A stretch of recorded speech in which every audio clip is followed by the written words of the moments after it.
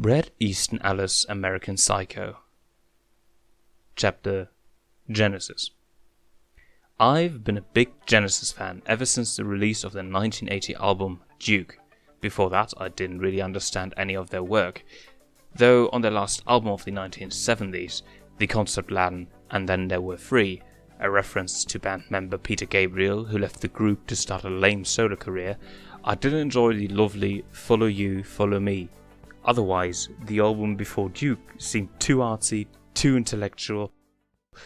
It was Duke, Atlantic 1980, where Phil Collins' presence became more apparent and the music got more modern, the drum machine became more prevalent, and the lyrics started getting less mystical and more specific. Maybe because of Peter Gabriel's departure. And complex, ambiguous studies of loss became, instead, smashing first-rate pop songs that I gratefully embraced. The songs themselves seemed arranged more around Collins' drumming than Mike Rutherford's bass line or Tony Banks' keyboard riffs. A classic example of this is Misunderstanding, which not only was the group's first big hit of the 80s, but also seemed to set the tone for the rest of their albums as the decade progressed. The other standout on Duke is Turn It On Again, which is about the negative effects of television. On the other hand, Heat Haze is a song I just don't understand, while Please Don't Ask is a touching love song written to a separated wife who regains custody of the couple's child.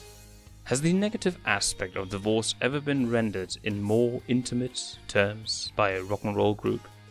I don't think so. Duke Travels and Duke's End might mean something, but since the lyrics aren't printed, it's hard to tell what Collins is singing about, though there is complex, gorgeous piano work by Tony Banks on the latter track.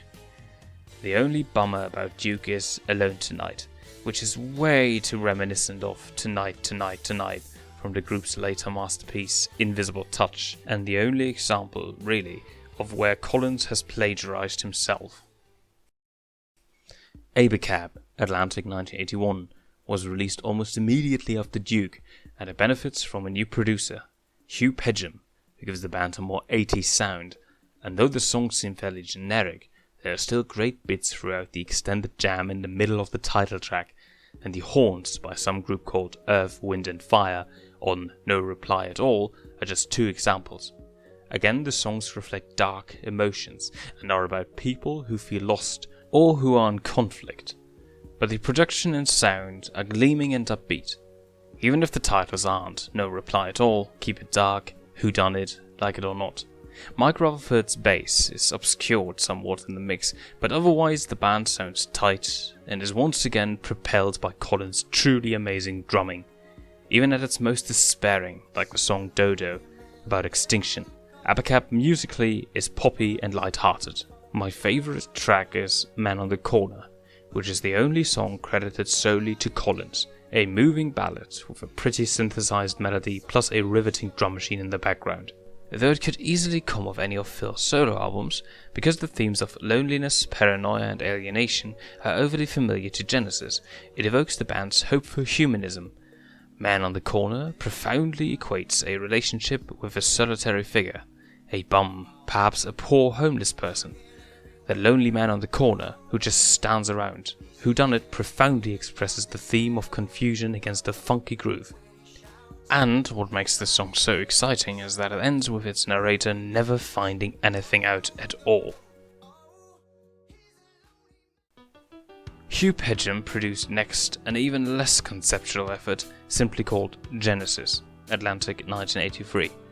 And though it's a fine album, a lot of it now seems too derivative for my tastes. Thus all sounds like Misunderstanding. Taking it all too hard reminds me of Throwing It All Away. It also seems less jazzy than its predecessors, and more of an 80s pop album, more rock and roll. Pedgham does a brilliant job of producing, but the material is weaker than usual, and you can sense the strain. It opens with the autobiographical Mama that's both strange and touching. Though I couldn't tell if the singer was talking about his actual mother or to a girl he likes to call Mama. That's All is a lover's lament about being ignored and beaten down by an unreceptive partner. Despite the despairing tone, it's got a bright sing-along melody that makes the song less depressing than it probably needed to be. That's All is the best tune on the album, but Phil's voice is strongest on House by the Sea, whose lyrics are, however, too stream of consciousness to make much sense. It might be about growing up and accepting adulthood, but it's unclear.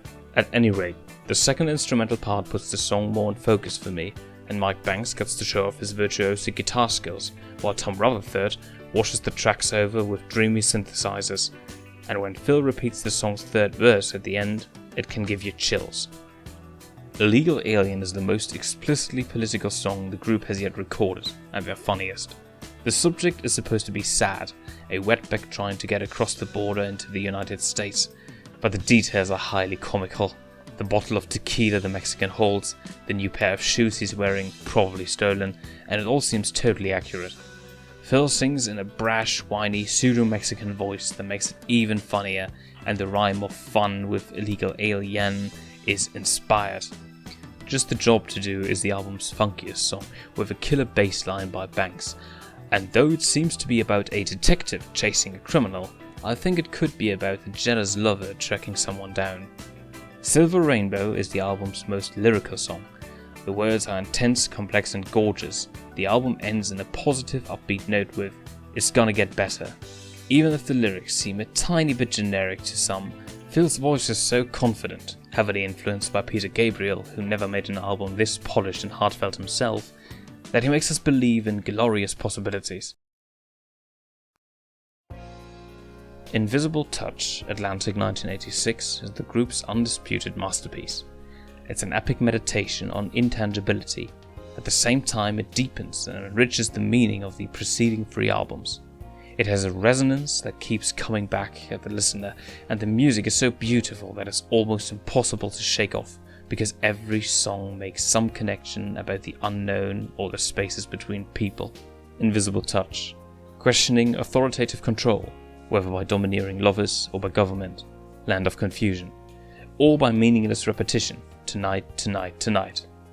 All in all, it ranks with the finest rock and roll achievements of the decade, and the mastermind behind this album, along of course with the brilliant ensemble playing of Banks, Collins and Rutherford, is Hugh Padgham, who has never found as clear and crisp and modern a sound as this. You can practically hear every nuance of every instrument. In terms of lyrical craftsmanship and sheer songwriting skills, this album hits a new peak of professionalism. Take the lyrics to Land of Confusion, in which a singer addresses the problem of abusive political authority. This is laid down with a groove funkier and blacker than anything Prince or Michael Jackson, or any other black artist in recent years for that matter, has come up with. Yet as danceable as the album is, it also has stripped down urgency that not even the overrated Bruce Springsteen can equal. As an observer of Love's failings, Collins beats out the boss again and again, reaching new heights of emotional honesty on In Too Deep, yet it also showcases Collins' clowny, prankish and unpredictable side. It's the most moving pop song of the 1980s about monogamy and commitment. Anything She Does, which echoes the J. Geils band's Centerfold but is more spirited and energetic, starts off side 2, and after that the album reaches its peak with Domino, a two-part song.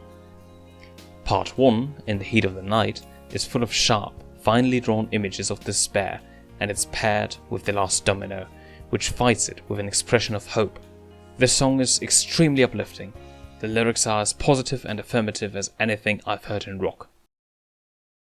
Phil Collins' solo efforts seem to be more commercial and therefore more satisfying in a narrower way, especially No Jacket Required and songs like In the Air Tonight and Against All Odds. Though that song was overshadowed by the masterful movie from which it came, and Take Me Home and Sussudio. Great song, a personal favourite. And his remake of You Can't Hurry Love, which I'm not alone in thinking is better than the Supremes' original. But I also think that Phil Collins works better within the confines of the group, rather than as a solo artist. And I also stress the word artist. In fact, it applies to all three of the guys, because Genesis is still the best, most exciting band to come out of England in the 1980s.